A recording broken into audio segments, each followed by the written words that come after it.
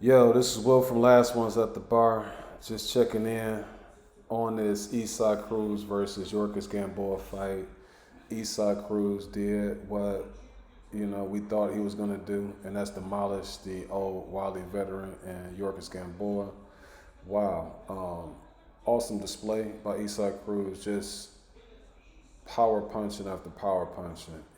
He has a nice engine, and he's just young, too young and too vibrant for somebody like Yoriorkis Gamboa. Yoriorkis Gamboa is just coming off two losses to Devin Haney and then also to Tank Davis, where he was, showing some of his veteran skills that he has. But those guys were a little bit overconfident going against Yoriorkis Gamboa, and they thought they'd pretty much take him out of there. Yoriorkis Gamboa has been knocked down 17 times in his career, and he's only been stopped once. So I think those guys was thinking, since he's a 40-year-old guy going into this fight, and against those guys like 38, 39 years old. But Eastside Cruz wasn't playing around tonight. Eastside Cruz reminded me of this little dude that I go to, this bartender, where he don't speak too much English, but he don't play around. And Eastside Cruz, when he get in that ring, man, this dude doesn't play around. First round, immediately came out, putting the pressure on, and he wobbled Gamboa immediately. I'm talking about immediately. It was like a left hook or something like that. Gamboa was drunk. Second round, he dropped Gamboa. Even though Gamboa was successful a little bit in the second round, he was just using old man tactics. He was doing the best that he could to stay in the fight. But unlike against Devin and Tank, where they wouldn't really apply the pressure when he was like holding and trying to, buy time, Eastside Cruz, he don't play that type of game. Like, you do that with him, he's still gonna be like putting that pressure on you. And that's the reason why I thought that he was gonna win this fight, from the start, because I knew that he wasn't going to let the wily veteran off the hook in those moments.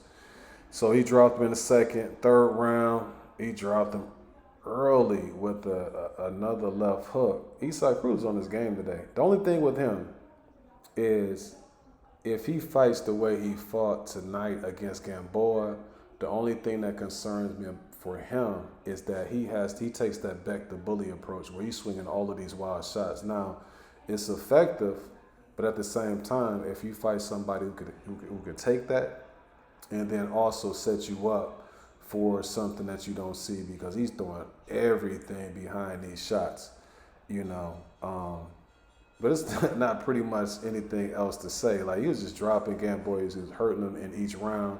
This would have been a wide margin victory. Shout out to Gamboa for being such a veteran, man, and going out on the shield. He did everything that he could, because even when he got knocked out, he got to the point where he knew that the only way he was going to be able to win is if he sat down in his punch and tried to catch Cruz in between some of his shots. He just wasn't successful. Cruz is too young, too hungry, just too much for him at this stage of his career. So shout out to Yoriorkis Gamboa. But Eastside Cruz, the sky's the limit. I like to see what he's going to do in the near future against guys like Devin Haney, Kambosos, Ryan Garcia. Those are all great fights to see him in. But I like his chances against a lot of guys. I don't know about those fellas in particular, but the lightweight division needs to take note, because Eastside Cruz is something serious. On that note, I'm out. This Will from Last Ones at the Bar. And, I'm getting ready for this Errol Spence versus Ugas fight. Peace.